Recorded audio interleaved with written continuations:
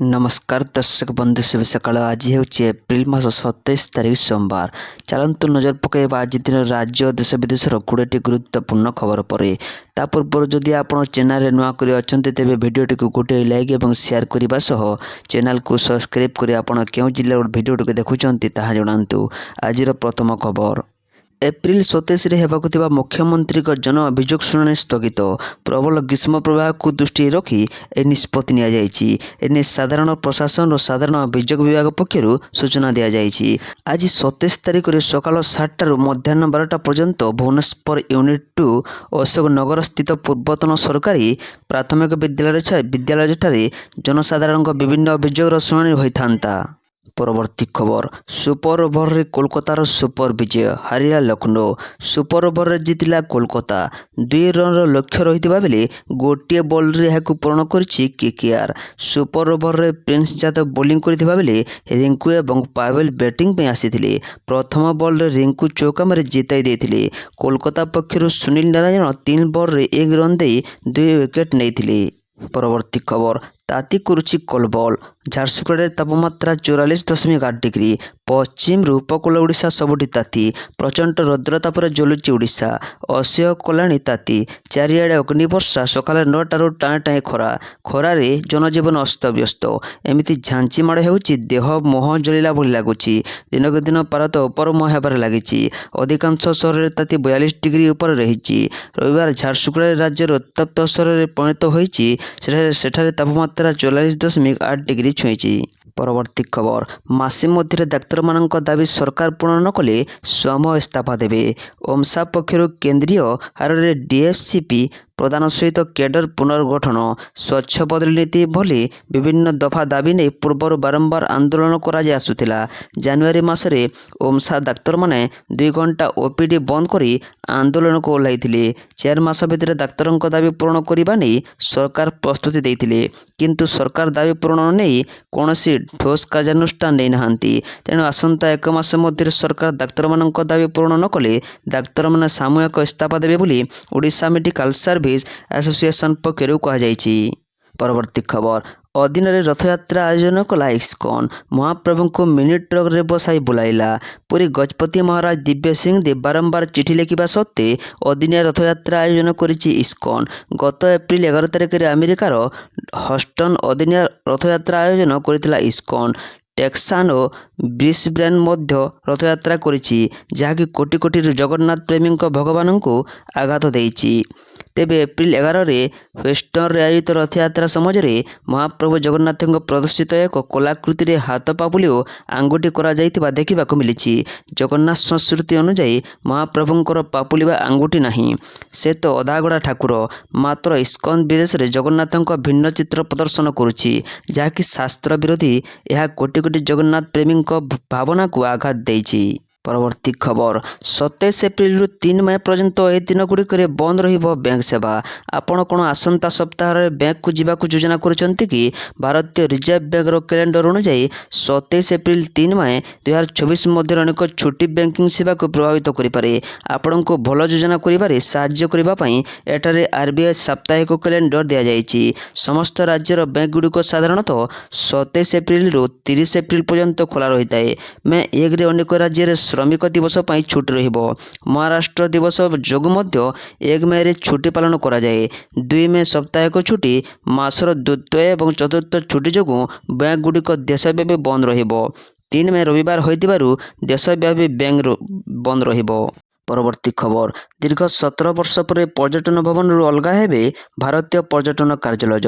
ପର୍ଯ୍ୟଟନ ଭବନରୁ ଅଲଗା ହେବ ଭାରତୀୟ ପର୍ଯ୍ୟଟନ କାର୍ଯ୍ୟାଳୟ। ଦୀର୍ଘ 17 ବର୍ଷ ପରେ ଏହା ଅଲଗା ହେବାକୁ ଯାଉଛି। ରାଜ୍ୟ ପର୍ଯ୍ୟଟନ ବିଭାଗ ସଚିବ ଅଚାନକ କାର୍ଯ୍ୟାଳୟ ଖାଲି କରିବାକୁ ଭାରତୀୟ ପର୍ଯ୍ୟଟନ ବିଭାଗର ସରକାରୀ ନିର୍ଦ୍ଦେଶକଙ୍କୁ ନୋଟିସ୍ କରିଛନ୍ତି। ଜୁନ୍ ଶେଷ ସୁଦ୍ଧା ତାହା ଖାଲି କରିବାକୁ ନୋଟିସରେ ଲେଖାଥିବା ଜଣାପଡ଼ିଛି। ପରବର୍ତ୍ତୀ ଖବର। ସରଣ୍ଡାରେ ପୁଣି ମାଓ ହିଂସା। ଯୁବକଙ୍କୁ ନିର୍ମମ ହତ୍ୟା କଲେ ମାଓବାଦୀ। ଝାରଖଣ୍ଡ ପଶ୍ଚିମ ସିଂଭୂମ ଜିଲ୍ଲା ସରଣ୍ଡା ଜଙ୍ଗଲରେ ପୁଣି ଥରେ ମାଓ ହିଂସା ଦେଖିବାକୁ ମିଳିଛି। ଗୋଇଲକେରାଠାରେ ମାଓବାଦୀମାନେ ଜଣେ ଯୁବକଙ୍କୁ ନିର୍ମମ ଭାବେ ପିଟି ପିଟି ହତ୍ୟା କରିଛନ୍ତି। ଏହି ଘଟଣା ପରେ ସମଗ୍ର ଅଞ୍ଚଳରେ ଭୟ ଓ ଆତଙ୍କର ବାତାବରଣ ସୃଷ୍ଟି ହୋଇଛି। ପରବର୍ତ୍ତୀ ଖବର। ଶାହାଙ୍କ ପଶ୍ଚିମବଙ୍ଗରୁ ଅନୁପ୍ରବେଶକାରୀଙ୍କୁ ବାହାର କରିବା ମନ୍ତବ୍ୟ ଉପରେ କଡ଼ା ଜବାବ ରଖିଲେ ମମତା। ପଶ୍ଚିମବଙ୍ଗ ନିର୍ବାଚନ ପ୍ରଚାର ବେଳେ ବଡ଼ ଘୋଷଣା କରିଛନ୍ତି କେନ୍ଦ୍ର ଗୃହମନ୍ତ୍ରୀ ଅମିତ ଶାହା। ସେ କହିଛନ୍ତି ଯେ ମେ 5 ତାରିଖ ପରେ ଆମେ ପୁରା ପଶ୍ଚିମବଙ୍ଗରୁ ଜଣ ଜଣ କରି ସବୁ ଅନୁପ୍ରବେଶକାରୀଙ୍କୁ ଚିହ୍ନଟ କରି ବାହାର କରିବୁ। ଏହି ଅନୁପ୍ରବେଶକାରୀମାନେ ଆମ ଯୁବମାନଙ୍କ ଚାକିରି ଛଡ଼ାଇ ନେଉଛନ୍ତି ଏବଂ ଗରିବଙ୍କ ରାସନ ଖାଉଛନ୍ତି।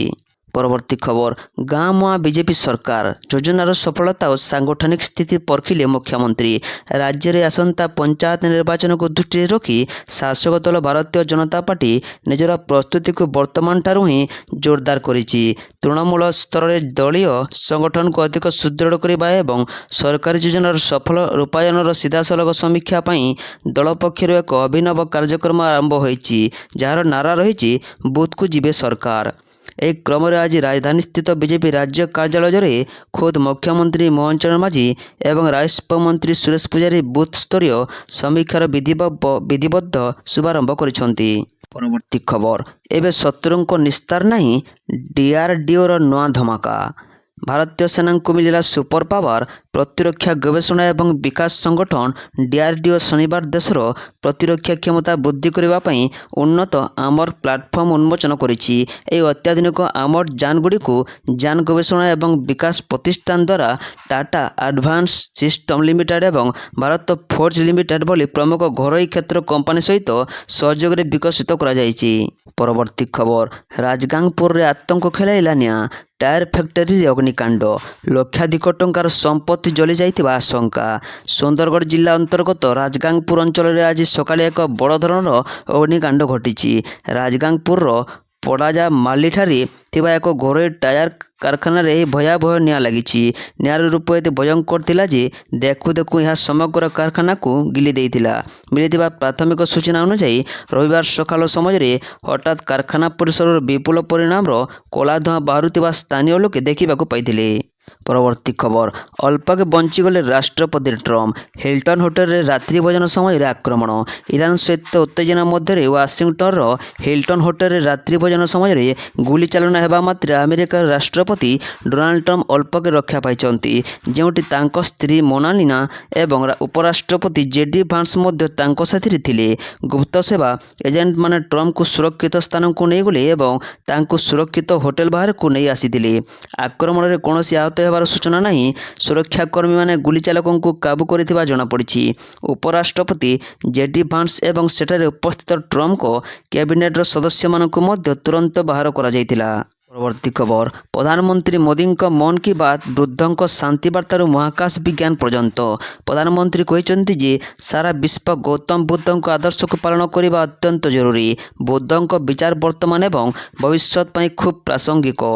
ଚିଲିର ଏକ ସଂସ୍ଥା ବୁଦ୍ଧଙ୍କ ବିଚାରକୁ ପ୍ରଚାର କରୁଛି, ଯାହା ଲୋକମାନଙ୍କୁ ପ୍ରକୃତି ସହିତ କିପରି ସଂଯୁକ୍ତ ହୋଇ ରହିବେ ତାହା ଶିକ୍ଷା ଦେଉଛି। ବୁଦ୍ଧ ସର୍ବଦା ଆମକୁ ଶାନ୍ତିର ମାର୍ଗ ଦେଖାଇ ଆସିଛନ୍ତି। ବର୍ତ୍ତମାନ ଆମେରିକା ଏବଂ ଇରାନ ମଧ୍ୟରେ ଚାଲିଥିବା ଯୁଦ୍ଧ ବିଶ୍ୱରେ ଆର୍ଥିକ ଅସ୍ଥିରତା ସୃଷ୍ଟି କରିଛି ଏବଂ ବିଶ୍ୱକୁ ଏକ ଅନିଶ୍ଚିତତା ଭିତରକୁ ଠେଲି ଦେଇଛି, ଯାହାକୁ ବୁଦ୍ଧଙ୍କ ଶାନ୍ତିର ବାଟ ଅଟକାଇ ପାରିବ। ଆଗାମୀ ବୁଦ୍ଧ ପୂର୍ଣ୍ଣିମା ଅବସରରେ ପ୍ରଧାନମନ୍ତ୍ରୀ ସମସ୍ତ ଦେଶବାସୀଙ୍କୁ ଶୁଭେଚ୍ଛା ଜଣାଇଛନ୍ତି। ଭଗବାନ ବୁଦ୍ଧଙ୍କ ସନ୍ଦେହ ସଦାବେଳେ ଏହାର ପ୍ରାସଙ୍ଗିକତା ବଜାୟ ରଖିଥାଏ। ଭାରତ ସର୍ବଦା ବିଜ୍ଞାନକୁ ଦେଶର ପ୍ରଗତିରେ ବ୍ୟବହାର କରିଆସିଛି। ଦେଶର ବିଜ୍ଞାନମାନଙ୍କ ସିଭିଲ୍ ନ୍ୟୁକ୍ଲିୟର୍ ପ୍ରୋଗ୍ରାମକୁ ଆଗକୁ ନେଉଛନ୍ତି, ଯାହା ରାଷ୍ଟ୍ର ନିର୍ମାଣରେ ମହତ୍ତ୍ୱପୂର୍ଣ୍ଣ ଯୋଗଦାନ ଦେବ। କୃଷକଠାରୁ ଆରମ୍ଭ କରି ଉଦ୍ୟୋଗ ପର୍ଯ୍ୟନ୍ତ ସମସ୍ତଙ୍କୁ ଏହି ନ୍ୟୁକ୍ଲିୟର୍ ପ୍ରୋଗ୍ରାମ ସହାୟକ ହେବ ବୋଲି ପ୍ରଧାନମନ୍ତ୍ରୀ ପ୍ରକାଶ କରିଛନ୍ତି। ପରବର୍ତ୍ତୀ ଖବର, 7 ବିଦ୍ରୋହୀ ସାଂସଦଙ୍କ ସଦସ୍ୟଙ୍କ ରଦ କରିବାକୁ ଚିଠି ଲେଖିଲେ ଆପ୍। ସଞ୍ଜୟ ସିଂଙ୍କ ଏହି ପ୍ରତିକ୍ରିୟା ଏଭଳି ସମୟରେ ଆସିଛି ଯେତେବେଳେ ଆମ୍ ଆଦମୀ ପାର୍ଟି ସ୍ପଷ୍ଟ କରିଛି ଯେ ସେ ବିଦ୍ରୋହୀ ସାଂସଦଙ୍କୁ ରାଜ୍ୟସଭାର ସଦସ୍ୟତାରୁ ଅଯୋଗ୍ୟ ଘୋଷଣା କରିବାକୁ ଦାବି କରିବ।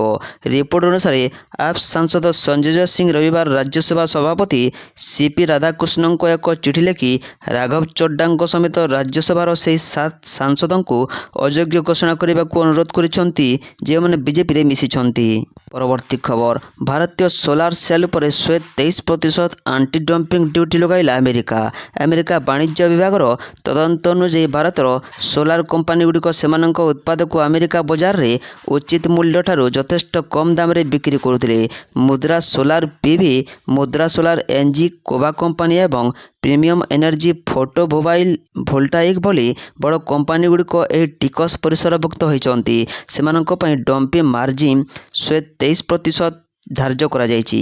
ପରବର୍ତ୍ତୀ ଖବର, ଟ୍ରମ୍ପଙ୍କ ରାତ୍ରି ଭୋଜନ ପାର୍ଟିରେ ଗୁଲିକାଣ୍ଡ ଘଟଣା ନିନ୍ଦା କଲେ ପ୍ରଧାନମନ୍ତ୍ରୀ ମୋଦି।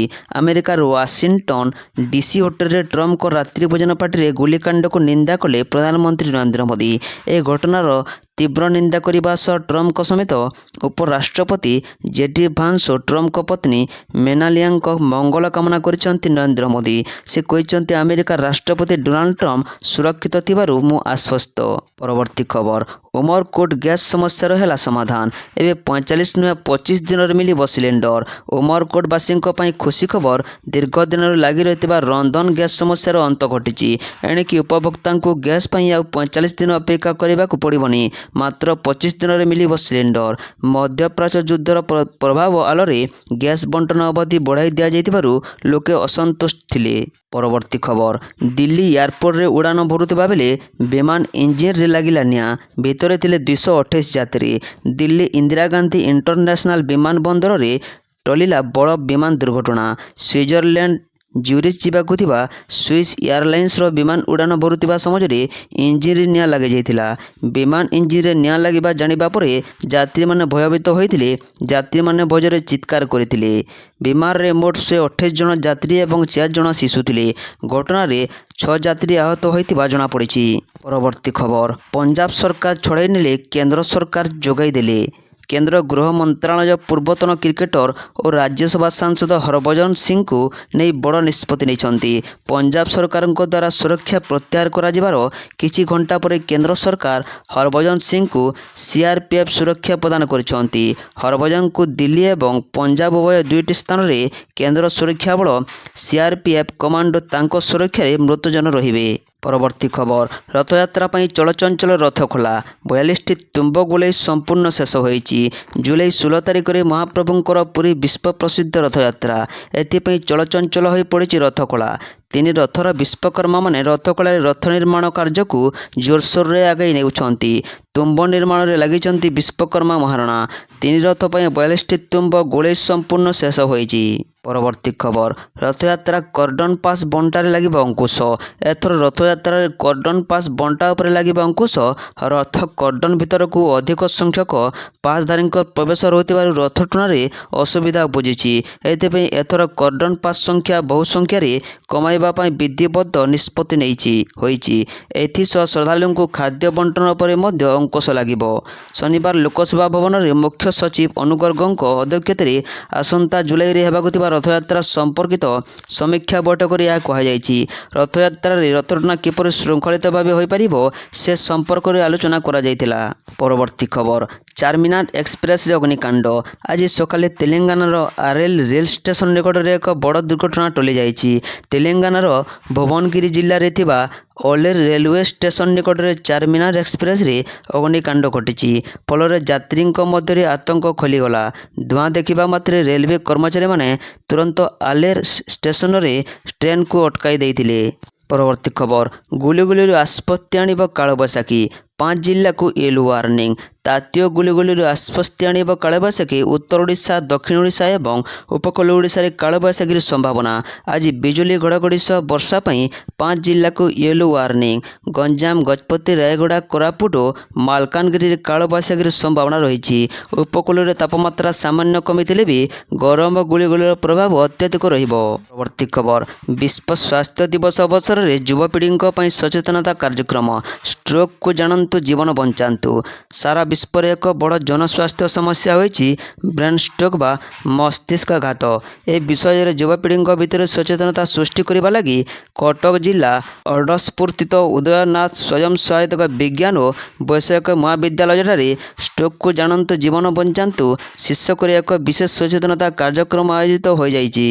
ପରବର୍ତ୍ତୀ ଖବର, ମୋଦିଜୀଙ୍କ ମନ୍ କି ବାତ୍ କାର୍ଯ୍ୟକ୍ରମ ଆମ ସମସ୍ତଙ୍କ ପାଇଁ ପ୍ରେରଣା ଉତ୍ସ। ସୁରେଶ ପୂଜାରୀ। ପ୍ରତିଥର ପରି ଯଶସ୍ୱୀ ପ୍ରଧାନମନ୍ତ୍ରୀ ଶ୍ରୀ ନରେନ୍ଦ୍ର ମୋଦିଜୀ 133ତମ ମନ୍ କି ବାତ୍ କାର୍ଯ୍ୟକ୍ରମରେ ଆଜି ଦେଶବାସୀଙ୍କୁ ସମ୍ବୋଧନ କରିଛନ୍ତି। ଏହା କେବଳ ଏକ ରେଡ଼ିଓ କାର୍ଯ୍ୟକ୍ରମ ନୁହେଁ, ବରଂ ଦେଶର ସାଧାରଣ ଜନତାଙ୍କ ସଂଘର୍ଷ, ସଫଳତା ଏବଂ ଦେଶ ଗଠନର ଏକ ସଶକ୍ତ ମାଧ୍ୟମ।